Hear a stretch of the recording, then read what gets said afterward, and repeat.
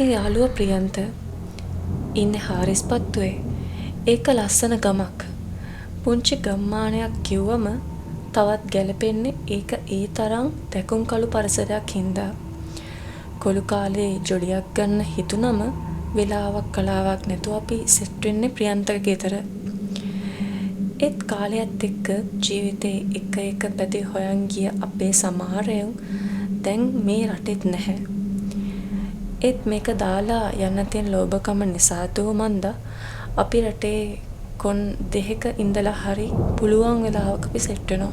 හැබැයි ඒකේ කාල නියාමයක් කියලා නම් නැහැ. සමහර වෙලාවට අවුරුදු 2-3කට සැරයක් වෙන්නත් පුළුවන්. අන්න ඒ වගේ කාලකදී තමා ප්‍රියන්තයා මට කතා කරේ ඉක්මනට එන්න කිව්වත් හේතුවක් කියන්නේ නැතුව ඌ අගේ කරපු හින්දා. තියෙන වැඩ කන්දරාව දවස් 2-3කට පස්සකට දාලා හාරිස්පත්තුවට යන්න පිටත් වුණා. ගෙට ගොඩ වුණා විතරයි ප්‍රියන්තේට මාව දැක්කම ඉතින් දෙයියෝ දැක්කාගේ තමයි. මාර සතුටුයි. උඹලටත් ඉතින් අපි කතා කරනකම් ඉන්නවනේ වරෙන් වරෙන් වැඩ තමයි බං අපිටත්. ඒත් ඉතින් ගම අමතක කරලා කොහොමද මේ අද රැට ලොකු වැඩ ටිකක් තියෙනවා. ඒක අපිට වඩා වැදගත් වෙන්නේ උඹට. ඒකයි උඹව හදිස්සි කරේ. ඒ මොකද්ද බං ඒකද මේ ගමේ යක්ෂ දෝෂයක් තියෙනවලු බං. ඒක පන්නන්න කියලා ගමේ උන් සෙට්ටලා අද තොইলයක් නටන්න යන්නේ. ගමේ පහුගිය දවස් ටිකේම ලොකු කේස් වගේක් ගිහිල්ලා තියෙනවා. ඊයේත් පාන්දර ජාම එකෙක්ට යකා ගහලා තමයි කියලා ආරංචිය. නියමයිනේ බං. ඔය වගේ එකක් තමයි මමත් ඔය හිටියේ. රැට යමන් එහෙනම්. කාලයක් තිස්සේ අතාරලා දාපු ආසාවක් වතුරේ ගිල්ලන්න හදන රබර් බෝලයක් වගේ ආයේ උඩට මතුවෙනවා. තමන්ගේ විෂයපතේ තියෙන බැලෑරුම්කම් පය ගහලා ඉන්න මම මේ මහ පොළවේ පේන සත්‍යයත් එක්ක ගලප ගන්න ලැබෙන ආත්ම තෘප්තියට අකමැති කෙනෙක් ඉන්නවා නම් ඉතින් ඒක අහම්බයක්ම තමයි. මටයි කියලා ඒකේ ලොකු වෙනසක් තිබ්බේ නැතත් ඒක නිසා වෙන්නේ නැති මූණකටත් හොදගෙන එළියට බැස්සේ කාලෙකින් ලැබුණ නැති ඒ නිදහස හරි හැටි විඳ ගන්න. පුතා ඉතින් කොහොම වැඩ කටයුතු? එලි බහිනවත් එක්කම ප්‍රියන්තගේ තාත්තා මාත් එක්ක ලොකු කතාවකට ආවා. වරදක් නෑ මාමා කෙරීගෙන යනවා ඉතින්. ඔය පුතාට අපේ එක්කෙනා කියන්නේ නැතිනේ ගමේ වෙච්ච සංගතිය එහෙම. ඔව් බලමු. මගේ පැත්තෙනුත් කරන්න පුළුවන් මොකක්ද කියලා මම බලන්නම්. පුතාට කියන්න අපේ බාප්පොච්චගේ පවුලේ 12 දෙනෙක් හිටියා. දැන් ඉන්නේ 3 දෙනයි. හේනේ පැල් රකින්න ගිහින් 9 දෙනෙක්ම අන්තරා වෙලා හිටියේ නිල් ගහිලා. පුතාගේ සෑත්තරේ හැටියට නම් මේවා විශ්වාසයක් නැතුව ඇති. නමුත් මේ හැම දෙයක්ම මම S2 දැකලා තියෙනවා. ඔව් එකක් නෑර. මම S විශ්වාස නොකර කොහොමද? අනික මේක වෙසමුණි දේවතාවන් වහන්සේගේ අඩවිය. ඒ හන්ද පුතා හිතේ යම් දෙයක් තියෙනම් ඒක ආරම්භයට කලින් උන්නාන්සේගේ ආශිර්වාදය අරන් ඉන්න. අර ඈත පහලට වෙන්න විශාල නුගේ ඒකේ අත්තක් එහෙම කඩලා එල්ලලා එන්න. ඒක ආරස්සාවට හොඳ. මොකක් හරි විපතක් කරදරයක් වුණොත් උන්නාන්සේගේ පිහිට ඉල්ලන්නට. මිනිස්සු හිතන විකාර දේවල් මෙච්චර කරදර සිද්ධ වෙලා තියෙද්දි පුහු විශ්වාස නම් මග ඇරිලා නැහැ. 9 දෙනෙක්ම මැරිලා යනකම් ඔය දෙයිය කොහෙද හිටියේ කියලා අහන්න මට ඒ වෙලාවෙ හිතුණත් වවුලගේ ගෙදර ආවම එල්ලිලා ඉන්න ඕන කියන කියමන හින්දා මම මේ සිතවිලි ටික වචනවලට පෙරළුවේ නැහැ.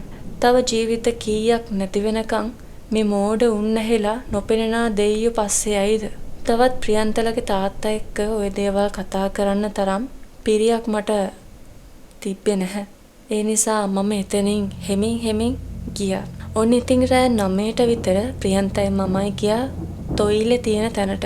අපි යනකොටත් තොইলে නැගලම යනවා. ආරූඪ වෙලා ඉන්න කට්ටඩියෝ දෙන්නා ගිනි රාමෙට නටනවා. ආතුරයා කියන මිනිස්සයා සුදු රෙද්දකුත් ඔළුවේ ඉඳන් පෙරෝගෙන බිම ඉඳගෙන තමයි ඉන්නේ. ඒ අසරණයා බලාගත්ත තේ බලාගෙන ඒක වල්ලගන්න ඉන්නවා 4-5 දෙනෙක් විතර. මොන මගුලකට එහෙම තද කරගෙන ඉන්නවද කියලා තේරෙන්නේ. පව් අසරණයා. පරල වුණ කත්තඩියෝ දෙන්නෙක් ඒකට දස වද දෙනවා. ඒකව එහෙට අදිනවා මෙහෙට අදිනවා දුම්මල ගහනවා එතන එක විගඩම ඔක්කොටමත් හරි පොල් මලක් අරන් අරකගේ ඔළුවට තඩි බාන එක තමයි බලන් ඉන්න බැරි. මේ ඔක්කොම ASCII මගේ දිහා බලපු ප්‍රියන්තයා කොහොමද මචං? තොইল නැගලම යනවනේ. නැගලම යනවා තමයි. ඕක ඉවර වෙද්දී අර මිනිහට ඉතින් දෙයියන්ගෙම පිට තමයි. තොපිලවත් මේවයේ වැරද්ද ගමේ මහ පඬිතයන්ට තේරුම් කරලා දීපන්. මට දුන්නනම් ඕකව මෝහණය කරලා බලා ගන්න තිබ්බා. වෙසමුණි දෙයියෝ පේන්නම් වඩම්මන හැටි. එහෙනම් ඕක මෙලහකට සනීප වෙලා. හරි හරිවන්. ඒකට තමයි උඹව මෙහෙ ගෙනාවේ. මහා බෙර සද්දෙට බෙර ගගහ තොවිල වැඩ කටයුතු දිගටම කරගෙන යනවා. වෙලාව පාන්දර එකටත් කිට්ටු වෙගෙන එනවා. ওই වෙලාව තමයි රීරි යකාට පිදේනි කොට්ට දෙන්න ලෑස්ති කරන්නේ.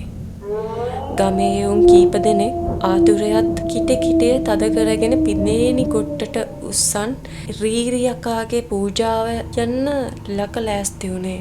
රීරි යකා ඒ වෙලාවේ ඉන්න ගමේ සොහොනට මහා සද්දෙට බෙර ගගහ තොවිල වැඩ කටයුතු දිගටම යනවා. වෙලාව පාන්දර එකටත් කෙට්ටු වෙගෙන එනවා. ওই වෙලාවේ තමයි රීරි යකාට පිදේනි කොට්ට දෙන්න ලෑස්ති කරන්නේ. ගමේ එවුන් කීප දෙනෙක් ආතුරයත් කිටියේ තද කරගෙන පිදේනි කොට්ටටත් උස්සන් රීරි යකාගේ පූජාව ලක ලෑස්ති කරන්නේ.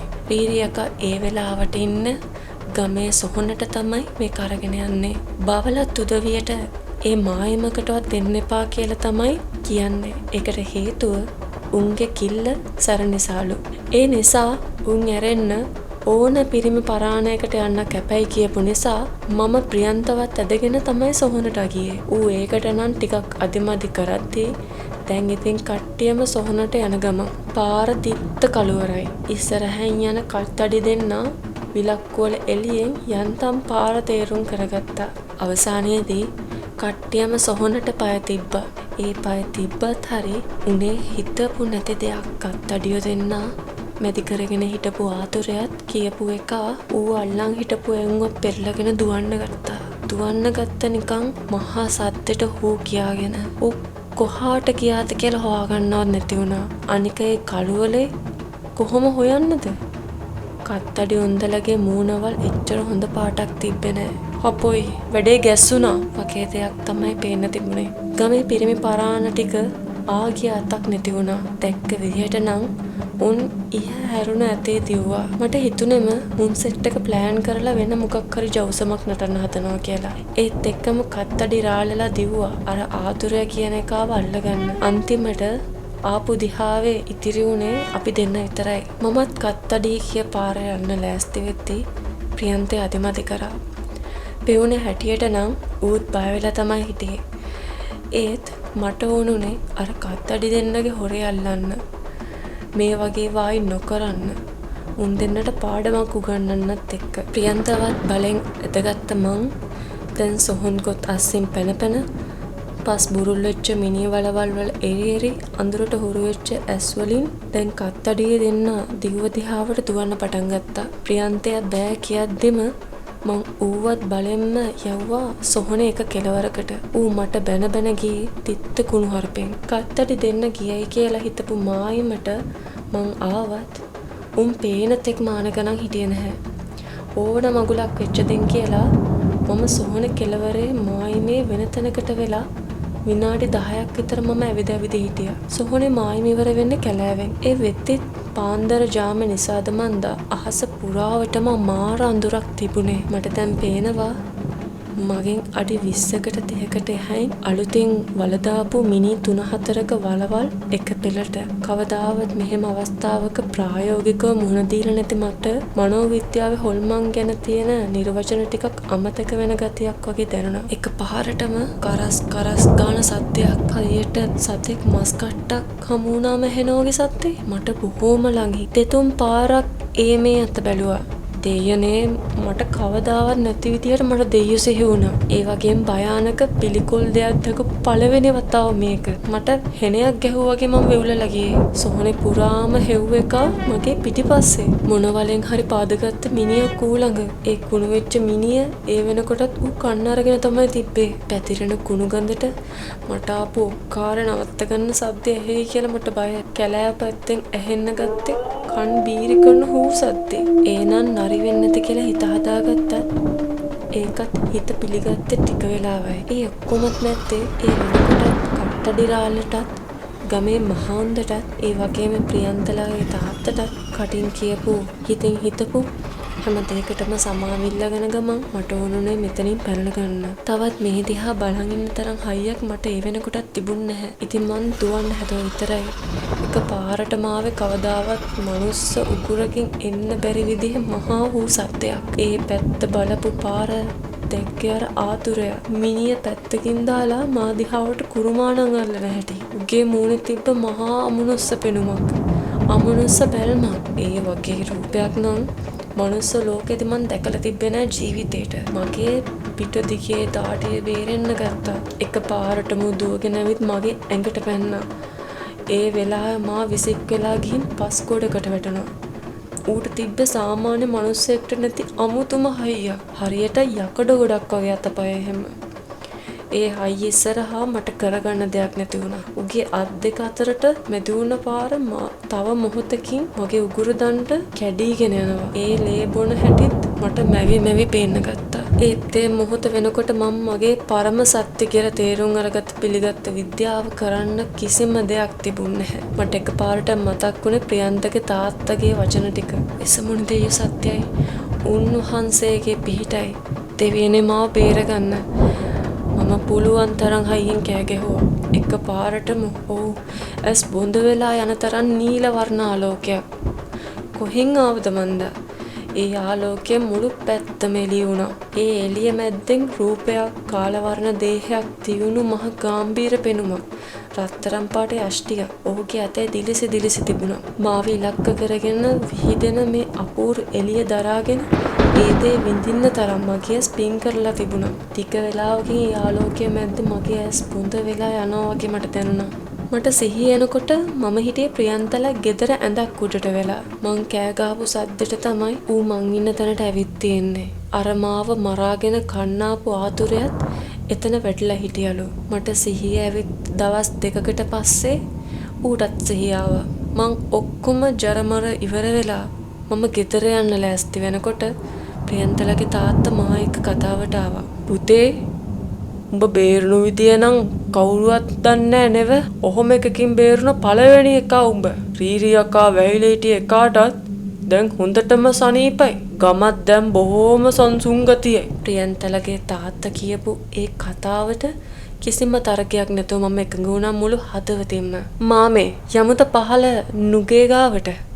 මටත් මගේ ඇස් විශ්වාස කරන්න අමාරුණා. ඒත් යමුකෝ මං විස්තරේ කියන්නම්. මේ සිද්ධියෙන් පස්සේ මම බටහිර අධිමානසික විද්‍යාව ඉගෙන ගන්න පටන් ගත්තා.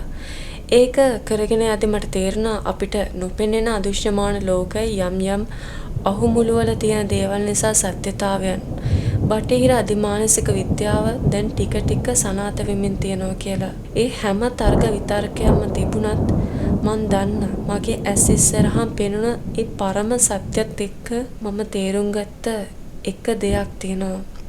කොතැනක හෝ වේවා නොපෙනෙන මානයක හිටපු අපූර්ව බලවේගයක් මාව අර වගේ භයානක මොහොතකදී බේරගත්ත කියන එක. එසේනම් පරම සත්‍ය කියන්නේ ඒ පිළිබඳ නියමාකාර නිර්වචනයක් කිසිවෙකුට දෙන්න බැරි වුණත් විද්‍යාව කියන පරම සත්‍ය නොවන බව මට විශ්වාසයෙන්ම කියන්න පුළුවන්.